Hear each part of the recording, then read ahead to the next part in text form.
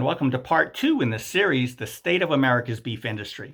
Now, in part 1, we talked about how the concentration in the marketplace exploded from 1980 to 2021, and how that concentration explosion resulted in a complete reversal of the allocation of the consumer's beef dollar to each participant in the beef supply chain.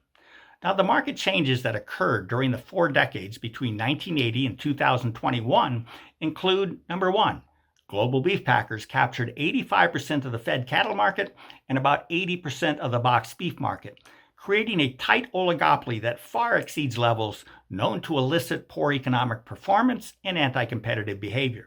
Number 2, over half, 52% of all cattle farmers and ranchers were purged from the industry. Number 3, over a quarter, 26% of the mother cowherd was eliminated. Number 4, the global packers and retailers' share of the consumer beef dollar increased 70%, while the cattle farmers and ranchers' share decreased 41%. And number 5, for the consumers, the markup they paid for beef above the price of the cow increased 420%. So what went wrong?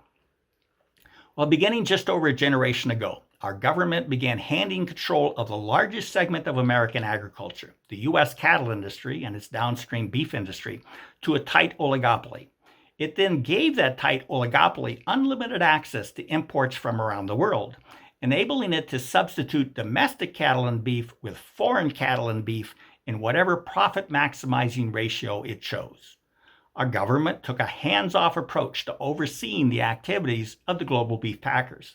There was minimal, if not non-existent, enforcement of U.S. antitrust laws, and the U.S. Department of Agriculture refused to promulgate rules to implement and enforce the over 100-year-old Packers and Stockyards Act that Congress passed to protect independent livestock producers from the abusive market power emanating from the highly concentrated beef packing sector.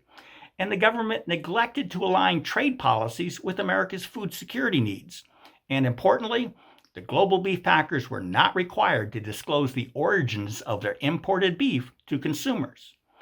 So for the past 4 decades, global beef packers have systematically imported larger and larger quantities of foreign beef and cattle from around the world, increasing America's dependency on foreign beef and cattle and relegating what was the largest beef-producing country in the world a net beef and cattle importer. Much of this imported beef comes from countries with weaker currencies, weaker livestock production and food safety standards, weaker oversight over veterinary biologics, and lower wage rates. But this imported beef was not differentiated from domestic beef because consumers were not afforded a label denoting from which country the beef they purchased in their grocery store originated. As a result, lower-cost beef imports were a perfect substitute for domestic beef, and these imports began displacing domestic cattle farmers and ranchers, their cattle, and their production. America's cattle farmers and ranchers had no means of mitigating this subterfuge because U.S. import quotas were too high and tariff rates were too low. And importantly, there were no labels to distinguish domestic beef from foreign beef in the marketplace. Consequently, consumers could not initiate any demand signals through their purchasing choices for beef based on where it was produced or by whom.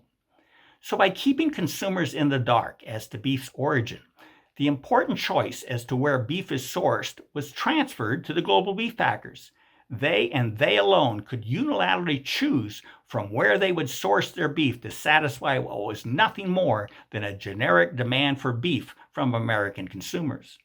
So the non-disclosure of country of origin information is a tool the global beef packers use to exert their tremendous buying power in the marketplace, to the detriment of cattle producers on one end of the beef supply chain and consumers on the other.